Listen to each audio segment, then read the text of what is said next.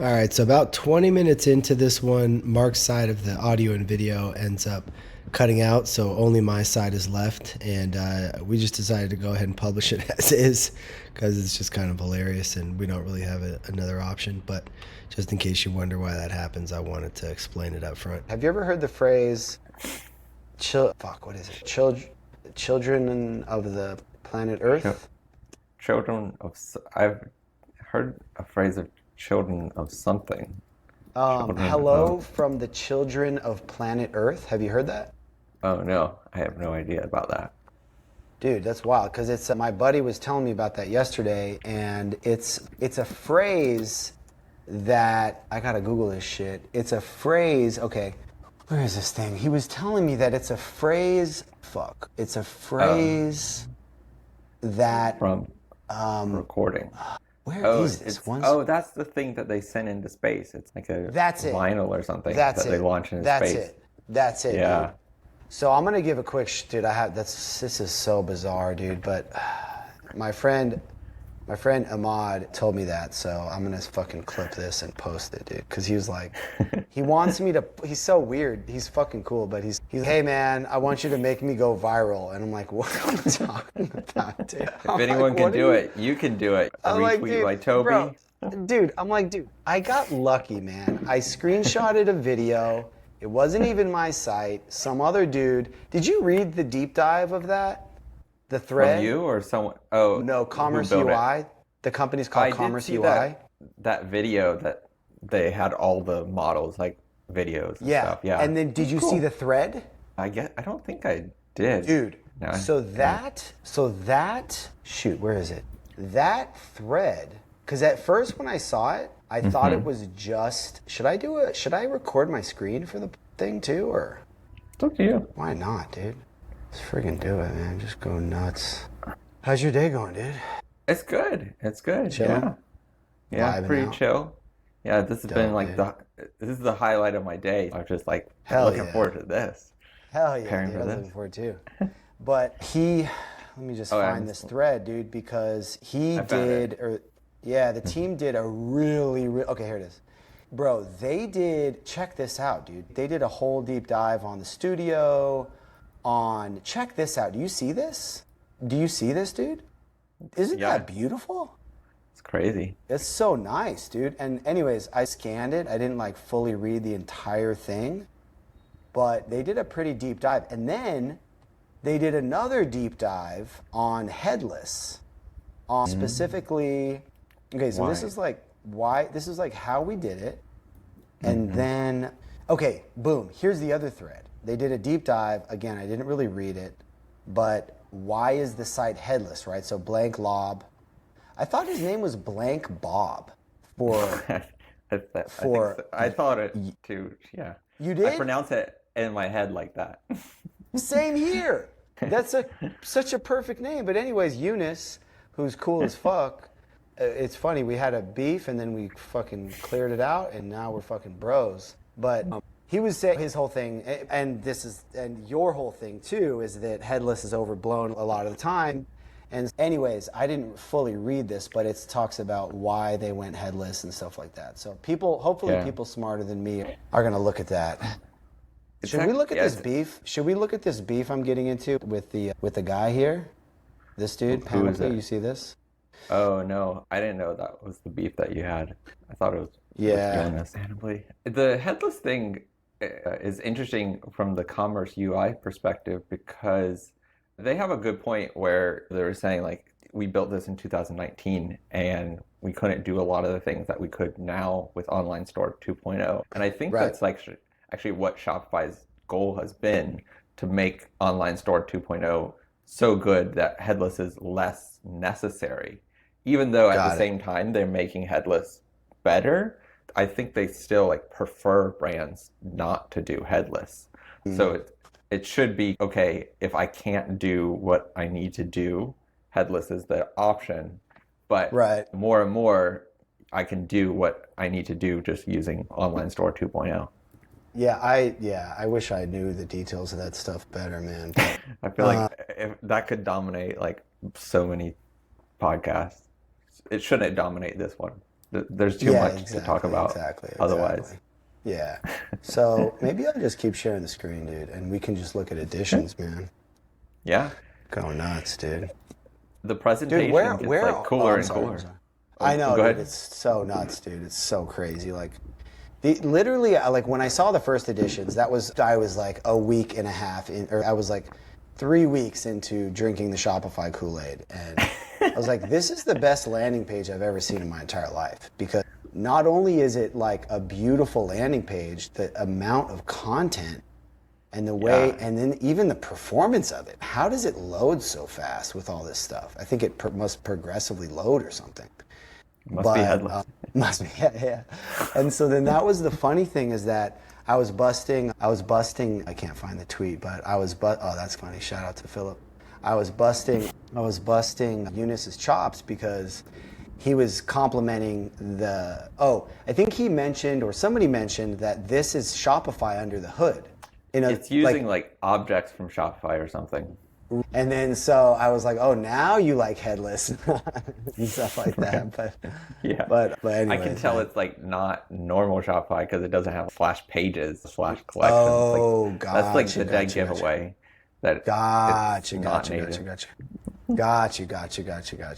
I'm gonna eventually understand Shopify's better. It's so weird, dude, because I'm so new to it, but also that's what we're here for. The community. That's what we're here for, man. You're my mentor. You're my spirit guide into the realm of Shopify. Oh boy, buckle up. Yeah, dude. Nah, dude, honestly, I want to say I appreciate you, because I tweeted about this, but there was a way in which over the past several years, I feel like I fell down a peg in, let's say, my career / the ecosystem / whatever. And I really did notice certain people treat me different, because I didn't have whatever clout, I guess is the way to say it. And because I guess to a certain extent, as cheesy as it sounds, I had some of that to an extent in Magento for a time. Yeah. And I remember at that time, I'd go to conferences and everybody was like, oh, what's up, man? Everybody wanted to talk to me and stuff. And I was like, what the heck? And then I basically lost that. The last couple conferences I went to, fucking nobody had any clue who I was. And I was like, just some fucking newbie.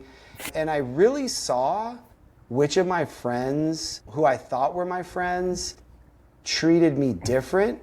And then in the end, I realized they just wanted something from me or whatever. But then like you and like several other people, I'm like, those are my fucking ride or dies. You know what I mean? I'm just grateful for that.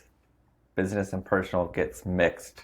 It's like a blurred line. And then when the business is taken out of it, who's left? And it's okay. Yes. Like, we were actually friends. It wasn't just business. Exactly. And yeah, man, I'm grateful for you. And I feel like I'm going to hopefully get back to fucking getting that clout. But it sounds so dumb.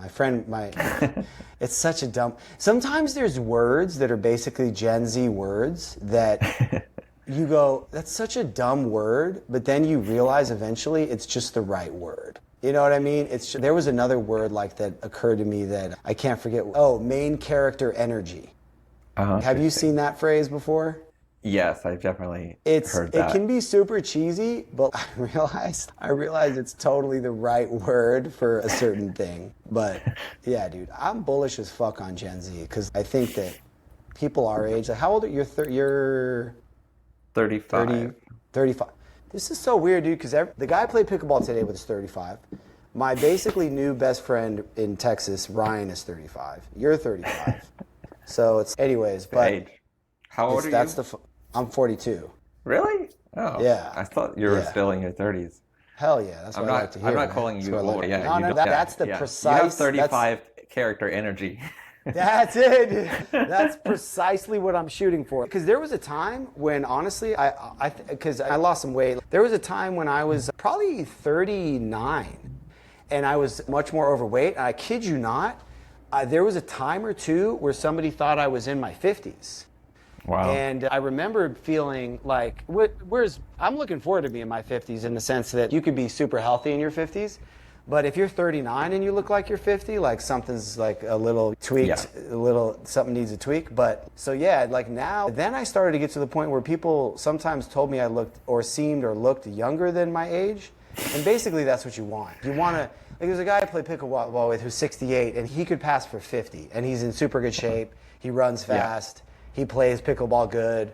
You know what I mean? So that's the goal, is for all of us to feel and look younger than we actually are, pretty much. Yeah. I think everyone wants to, once they hit 40, wants to stay like between 35 and 40 in appearance forever. Yes. But like until then, yes. you don't want to be look too young, because then like people don't take you seriously. So there's like a curve.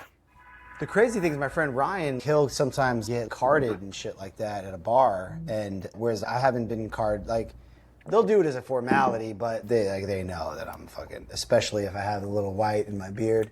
But he was mad that he got carded. I'm like, what the fuck are you mad about, dude? Yeah. That's a good problem to have, dude. Yeah. What are you talking about? But yeah, dude, additions, man. I know we're a doc, so yeah. So you guys had a watch party yesterday. How'd that go? Was that cool? It was okay. It was literally 3 of us total sitting around on a couch, and the dude had a TV. My buddy Alex there, shout out to Alex with Skew Savvy. I met him at the Shopify Mart, Creator Mart, randomly in the line. He's super cool. And he came out and we hung out, and then this other dude was there. But there was a TV, but he didn't know how to plug the laptop into the TV because he had just moved there 2 months ago, and his roommate, he didn't know how to set it up. Anyways, so we're sitting on the couch, 3 of us, watching a laptop on a coffee table. So it was probably the worst watch party of all time in that sense. But we had a fun conversation. But I'm imagining it'd be cool, like, to get more like events going in Austin, type of thing with more people. But I don't know, man. You know how it is with people. Sometimes it's fun, and sometimes I just don't like people, dude. I just don't want to. You know what I mean? I don't want to be around people. I like the idea of having some in-person event for the announcements, but maybe like in the evening at a bar, and it's not so much like you watch them together, because like I think you should do that kind of on your own time, but it's more like, hey, let's hang out, and what you and I are doing now, let's talk shop about what this means, what's surprising, or what's like, why are they featuring this kind of stuff? Totally. Some of it, sometimes I'm like, why are they pushing this? Is this like a pet project of like Harley or Toby? And sometimes I'm like, okay, this is actually cool. You love Harley and Toby, genuinely? No. Okay. Is that a fair trick question? No. We are recording. I can take it out if you want, but I'm just. No, I'm just kidding. I'm just genuinely curious because I like. You know how I am, dude. When I get into stuff, I get all the way in, and then if my heart is out of it, my heart is all the way out. So I saw the clip of Toby watching the recent promo they released. I saw the clip of him looking at the couple that just made their first sale. Did you see that? Yeah. And he started to he smiled and he started to tear up, and I was like, dude, this guy genuinely, I know everybody's, they don't care about the rebels, the rebels, they don't care about the small guy, they only care about plus. I get it, and I think that as an org, they probably are prioritizing mid-market enterprise heavily. They definitely are, but I really think those guys believe in the mission. I really do. No, and it's cool to me. I agree. It's meaningful. It's meaningful to me because Magento lost that. I believe Roy and Yoav did as well. Believed in it, but then they obviously sold. Roy sold for, I believe, I forget the details. Anyways, it's cool to see Roy on Twitter again, dude. I've seen him on some tweets, and I think he dropped off of Twitter for a while, Roy Rubin, and I've seen him recently, so I'm guessing he's working on something. But anyways. Then they sold in eBay and PayPal, and I think for the last long as I can remember, it was like people were good people, nice people. Vel is great, what a super cool guy, super great leader. But I think it was more about, hey, let's tune this up in 3 years and let's get a return on it. You know what I mean? Yeah. Whereas I genuinely believe, I think Harley said Shopify's a 100-year company. Do you remember him saying that? I think I saw him. That sounds familiar. I just feel like if he said it. Yeah, so I just feel like they genuinely. I'm a big believer in founder-led companies, as just in general. But see, here it is. We're building a 100-year company, And I think where the hell did that go? Oh, here we go. I genuinely believe this. And anyways, but that's my answer to the question, but I didn't let you finish giving like your answer to the question. I have to put some nuances into that. No. You're like, hell nah. No, so what I think about Toby is I agree with you. I think he has like a huge actual personal passion for the merchants, like the smaller ones. Actually, I think that for a while that was actually to the detriment of the company. I think they were a little more like too focused on the merchants that were probably not making them a lot of money, which is why I think they resisted like even raising the prices on their basic plans for so long. And then when they did, people like rose up, but then I don't think it was a bad thing. But I think that they've found like a good balance between trying to like build features for the lower end internally in Shopify, and then also like leveraging the partners and the apps for the more advanced enterprise, which kind of like really segues into this big announcement of Shopify subscriptions, which is a bombshell actually, because subscriptions have been such a big part of the app ecosystem. And now they're essentially like competing with that. But then they're like, there's apps for more advanced things. On the one hand, they're saying like, hey, we have these basic versions of these features. Now it's free. You can do subscriptions for free on Shopify. But if you're like a bigger merchant, you can still use the apps. So totally. Yeah. What do you think about that? So I feel like so here was my realization. I feel like previously I felt the degree to which Shopify competes with its app ecosystem was random. It's like, as an app, like we're an app, we would be an alternative to Flow. As an app, you always have, let's call it, a cannibalization anxiety, right? It's showtime. Yeah. Showtime. Yeah, cannibalization. That's a showtime. So I always thought, okay, that's such a good showtime. It's who knows what they're gonna do. It's anybody's guess. They could kill my business at any time.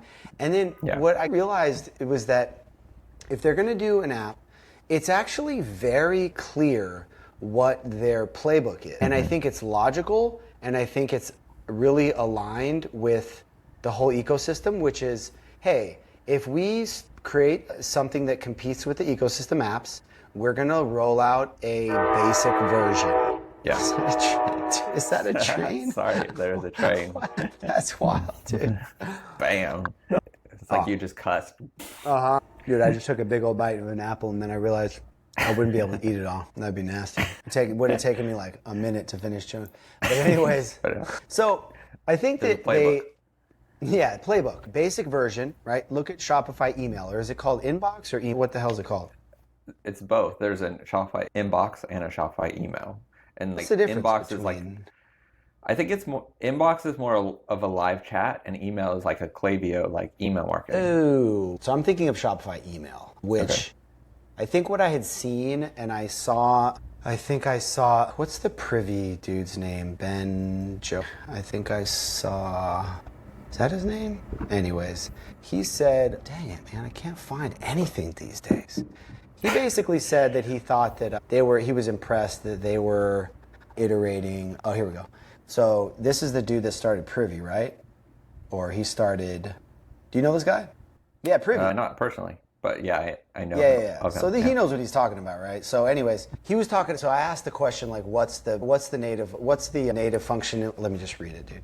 Which native functionalities that overlaps with popular apps heavily are you most bullish on? And I said, don't say subs, right? Because everybody's talking about subs. And he said email. And I had also seen, he said that they've got marketing tools. I think the way it works is there's flow templates that tie into your marketing automation. Do you ever use those, or? I've never used them, but I know they exist. Okay. It's so funny because there's so much functionality that I'm always, like, I haven't used Flow, I've tested it a couple times, but I'll hear people talk about potential limitations, and then I'll be pitching them on Mesa and stuff. But there's so much functionality, like it's almost like nobody's used every piece of functionality. But anyways, point being, email or Shopify email is maturing. Yeah. When they launched it, what was it, 4 years ago, 5 years ago? I don't know, because I wasn't really following closely then. You don't know when it was launched? Shopify email? Seriously? Because I thought it was like, okay, 2 years ago. Okay, that makes sense. 2 years ago. April 2020, dude. So that's 3 years ago. 3 years ago. Yeah, so 3 years. But I remember at the time, it was the same as subscriptions. Everybody's, oh my gosh, they're going to kill Klaviyo, they're going to kill MailChimp. And then it came out and it was like really basic. And so everybody's, of course, we still use Klaviyo. Like everybody and their grandma still uses Klaviyo. So I think the same is true of every category. Like they launch and then they continue to mature as much as it makes sense to mature. And so I don't know subscriptions nearly as well as you do as far as actual fun. Like I know you do a lot of recharge. Like I'm guessing, and you probably know better than I do, that there's no client of yours that could use the native subscriptions as it is. Correct me if I'm wrong. Okay. Right. Yeah. Yeah. Right. Yeah. Right. Right. Yeah. I would imagine, my understanding is that it coincided with the meetings policy where they killed most all of their meetings over 3 people or something. I know a lot of people also like to trash talk the whole meetings thing and they're like, oh, it's not real. They still have meetings. But again, yeah. I love that too. And I think they genuinely did kill a lot of meetings. I don't know if they killed every meeting. I'm sure they didn't kill every meeting. But it seems to me, and I don't know if they've talked about this, but I'm just guessing that if you kill meetings, you have to replace it with something. And what I would think it was replaced with was like KPIs. Because like our company does KPIs and it's the first time I have KPIs and they're like good, like I get it, but I don't like having KPIs. But I'm guessing that they must be shipping more because instead of just throwing meetings at every problem, they must have some kind of internal metrics for aligning everybody on let's ship features. Yeah. Yeah. Oh, that makes sense. They're Canadian. I love a Canadian, dude. I was just talking to a guy that was from Toronto. I love a Canadian, dude. But that makes sense, man. That makes a lot of sense. Actually, I think you convinced me. It's more likely that it's leadership changes than it is KPIs because KPIs can be good. They can be good or they can be bad and whatever, but like leadership is for sure a major factor. So something, and see, again, going back to the thing of how I really genuinely love Toby and Harley, even though they haven't followed me yet, but we're going to change. We're going to get that changed at some point. We're going to get that follow. We're going to lock it in. But everybody thinks I'm growth hacking. And I'm like, dude, I'm not growth hacking. I understand in the past I have done some growth hacking and people think I'm just faking everything. I'm not, dude. I genuinely like this dude. Like when I saw him on the video, I was like, this guy is my dude. But you mentioned money, right? You mentioned being a millionaire. Whatever that level, that tier of VPs or whatever tier it was that had enough whatever stock or whatever to be like FU money. Toby and Harley are both billionaires, right? But they're both billionaires. Okay. Harley net worth. Now these net worth calculators are not, what? 4 mil? What the heck? That doesn't make sense. Does that make sense? I thought he was a billionaire. Oh, he's definitely a billionaire. But he's close. If he's not a billionaire, he's billionaire adjacent, dude. Come on. We're never going to see the exact numbers, but for all intents and purposes, okay, I believe that, okay? But my point is, both of these cats could sail off into the sunset and do whatever they want, which personally, if I could, I would be in Costa Rica surfing every day of my life for the rest of my life. But so that's why I genuinely believe in them. I met Harley at the Creator Mart for a minute and a half, shook his hand, and I just saw the energy in this dude's like eyes. Like he's fired up, dude. He is fired up. And I know what it's like to have a successful product and then to lose the or not, I don't know what it's like to have this level of success. I know what it's like to have a very small scale, little bit of a success. And then instead of building on it, you somehow lose the motivation. You somehow lose the vision. And then you just it's like you're wandering in the desert. And it's like, and then you just end up, it just doesn't go anywhere, or you sell or whatever. But these guys are in it for life. I believe they're in it for life. And that's pretty special. That's pretty freaking special. I'm so sick of this whole fanboy thing. I don't want to hear the word, but if anybody thinks I'm just saying this for some growth hacking purpose, yeah, if you think I'm saying it for Twitter, it's like we have to stop doing that, dude. Debate it on the merits. Debate it on the merits. And I'm sure that we just debated on the merits, is it KPIs or leadership? And then you convince me it's probably leadership. If you think somebody's being inauthentic, debate it on the merits. And I just gave my case. I saw it in his eyes, shook his hand. They're both billionaires. They could both do whatever they want. They say it's a 100-year company. It looks like a 100-year company. It acts like a 100-year company. It walks like a 100-year company. Magento was a beautiful thing. We both really loved the community. It was not a 100-year company. Unfortunately, it just wasn't. Right. Yeah. Right. But it's funny, I'm starting to believe in them, but I don't know how common that is, because I'm starting to get the lay of the land, and I feel like, yeah, there are growth hackers that are, and then there's the whole debate around people that are apps that are manufacturing hype, right, by paying influencers on the side, things that are, I think, unethical. And so everybody's so skeptical, it's all fake. And SendLane, okay, so I've been following SendLane. Are you familiar with SendLane at all? Okay. What? TV show? What? I remember the Commerce Roundtable. I remember that. I didn't know it was related to SendLane, but I remember seeing you in a video of a Commerce Roundtable. Okay, got it. Okay, so I've been following them. I've been following Jimmy, and I just had the sense that they were onto something. Everybody knows Klaviyo. Everybody knows that they're really big. They're very popular, but they're big. They have the problems that bigger companies have, which is maybe they're not as responsive, maybe whatever. And I know that a lot of people love them, and you're probably a partner. We're not a partner, but we have an integration. They have an extraordinarily successful product. But I just got the sense that these guys were coming up, and I'm developing my instincts in the ecosystem because they're rusty, but it's all the same. We've been observing e-commerce ecosystems for 10 plus years, and you start to notice patterns. Do you feel that way? Coming Magento to Shopify, do you see similar patterns and stuff? Yes, exactly. Exactly. Yes, that's what I'm talking about. Yes. Yes. Exactly. Exactly. And so they're the 600-pound gorilla, right? I always forget, is it 800 or 600?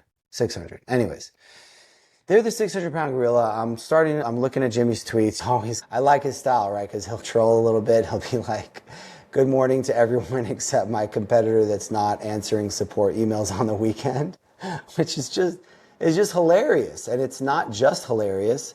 It's also a gigantic competitive advantage. And anyways, recently I feel like they've started to pop. I believe it was Greg Mead with the cross game type whatever. He's pretty big on Twitter. Yeah. I saw he switched, and then I saw 2 or 3 in quick succession kind of switch.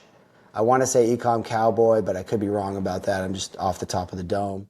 But I went, okay, dude, I think they're popping. And then some people tweeted, oh, let me guess, SendLane is giving people advisory shares, the insinuation being that they're essentially manufacturing hype, which was my understanding of the insinuation. And so I don't believe that. I don't. I know that certain companies manufacture hype. We may or may not have a competitor that we believe may have manufactured hype. And I know that there are, for sure, apps that manufacture hype.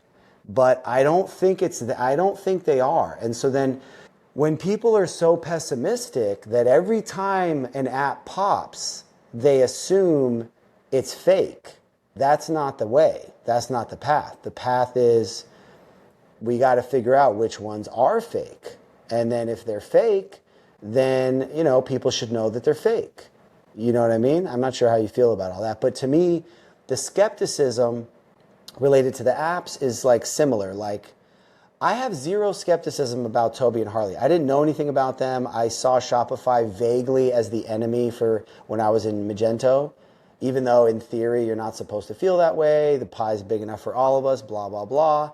In reality, I saw Shopify as vaguely the enemy. It's first you laugh, then you, what is it? First you laugh, then you fight. First you laugh, then you join them. First you laugh, wait. First they ignore you, then they laugh at you, then they fight, then they join you. Oh, this is so dumb. So my point is, that's what I did. I had a Magento podcast for 8 years. In the beginning, I ignored Shopify. We thought it was silly. We thought it was for tiny sites. Then it got a little bigger. We started laughing. I'm sure, I almost wanted to go back to the Mage Talk podcast and look these clips up because I know they're out there, where we would have, I'm sure, made fun of Shopify in some way.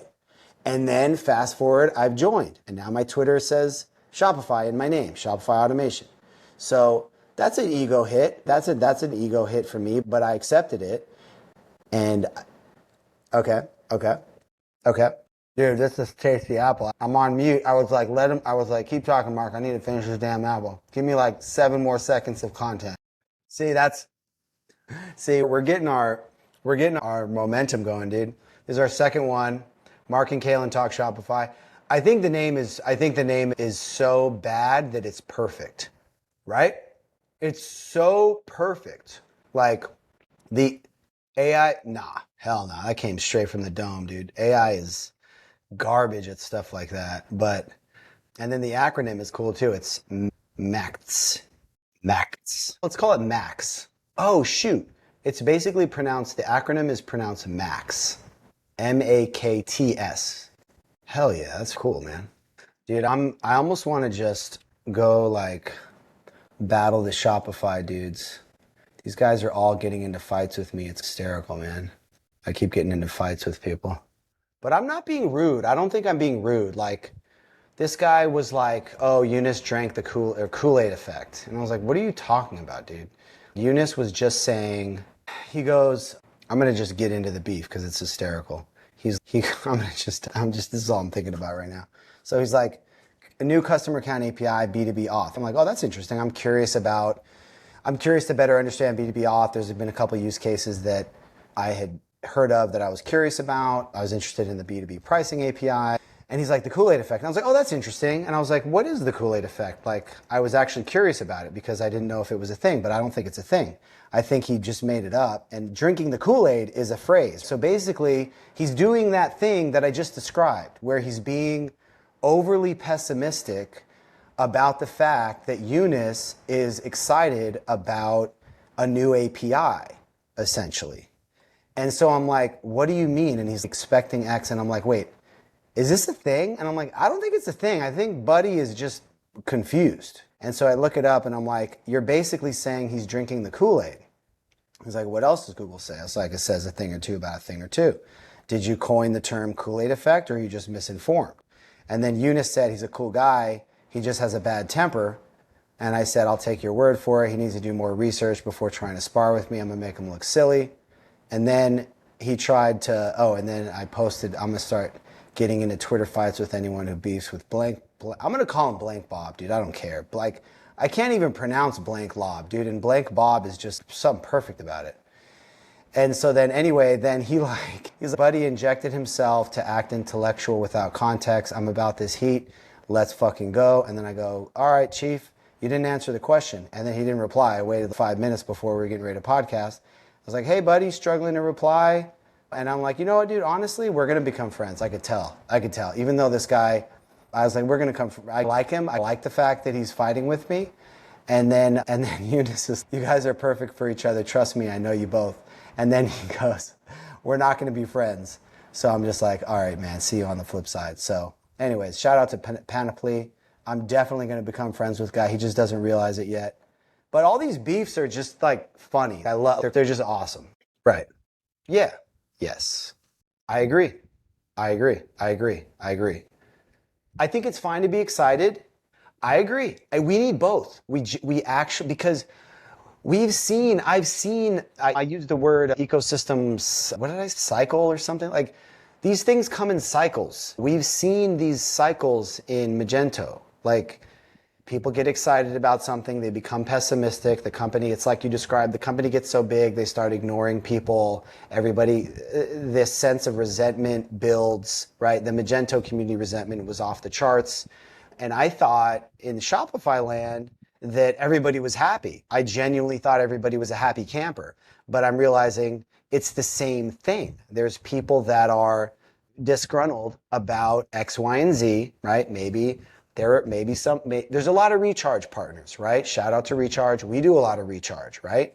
Shout out to Kristen. She's super cool, man. She's cool as hell. Is that it, Kristen? Yeah, Kristen LaFrance. She's cool. There's a lot of recharge partners. Now, our question is, recharge partners are like, oh, what's going to happen to recharge? Because we're invested in recharge in the sense that we're partners. We've got rev share. We've got, and not just rev share, but we have clients that like recharge. We know how to use it. We've got good support channels. We've got projects that we know we can launch and rely on them and depend on them. You're invested in Recharge. That's why Recharge is successful, because they have a partner ecosystem that's invested in them. So then the question is, are you going to be pessimistic about the native functionality? We all have incentives. Like I'm a partner now. I didn't used to be a partner. I used to be my cowboy. Not a cowboy. I used to be like independent. I talked shit about Magento all the time. Now I'm a partner, so I have to walk the line. But I've known my whole life partners in Magento and BigCom. It's all the same. Yes, you have to walk a line. Whenever you're a partner, you have to walk a line. You're not going to just trash them in public for no reason. But the question is, are you intellectually honest? And that's what I like about you. Like, you are an intellectually honest person.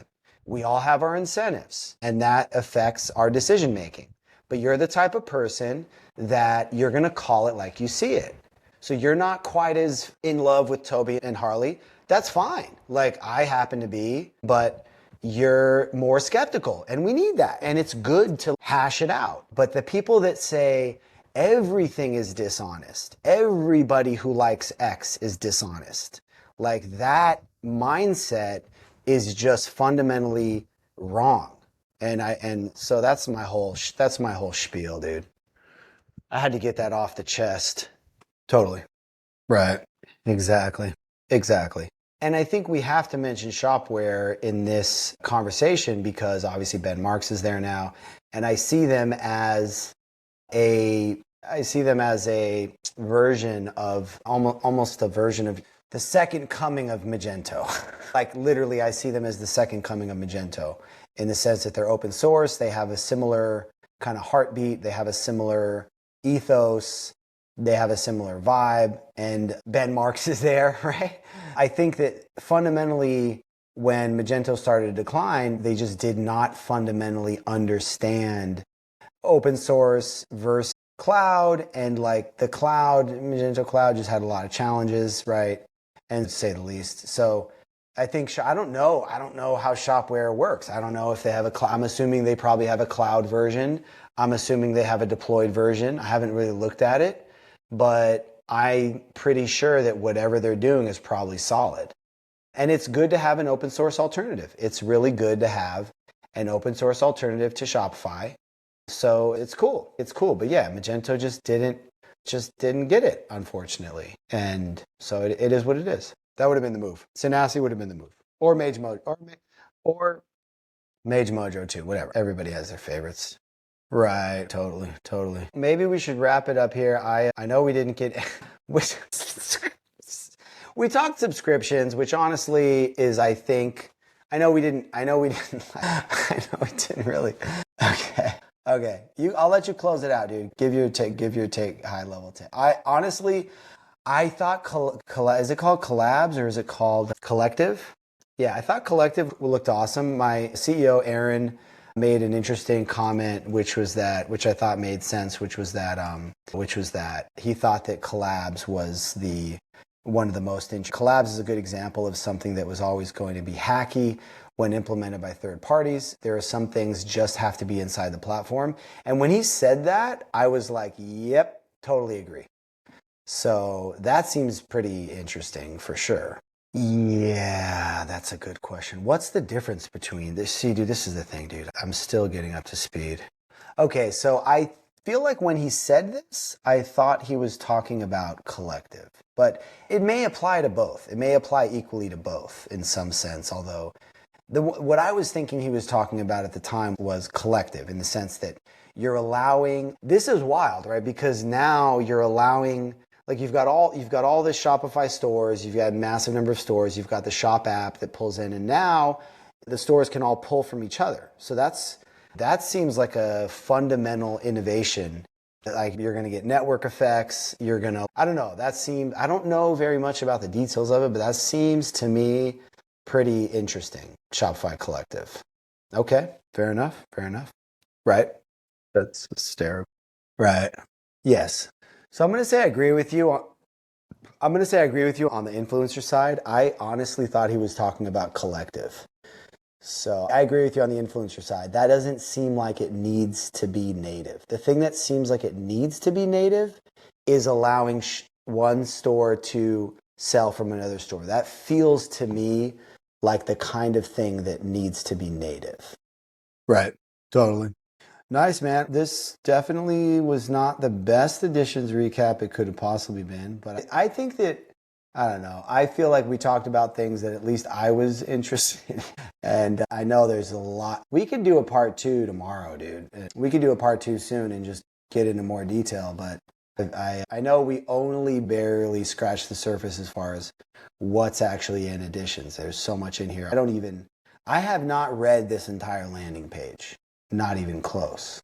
There's a lot, dude. There is a lot. That's what's so impressive about it. And I think what we wanted to do was a real deep dive. Maybe we can find the time to look at all this stuff, dude. There's so much. It's like crazy. I know, dude. Do like an 8-hour, what's it called? Marathon. Do a marathon podcast for 8 hours. Cool, brother. Good talking, man. I'll go ahead and, do we want to do any closing? Nah, that's cheesy. Let's just end it.